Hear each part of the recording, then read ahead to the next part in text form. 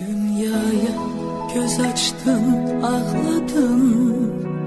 Mən sənin səsindən kövrəlib qaldım. Səni qucağıma sevinclə aldım. Qoxlayıb mən səni bağrıma bastım. Dünyaya göz açdın, ağladın.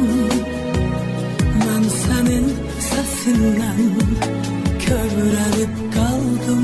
Səni qucağıma sevinclə aldım. Qoxlayıb mən səni bağrıma bastım.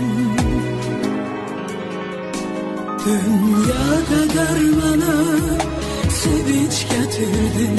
Arzular içimdə ümid gətirdin. Dünyanın ən gözəl səsin gətirdin. Qəlbimdə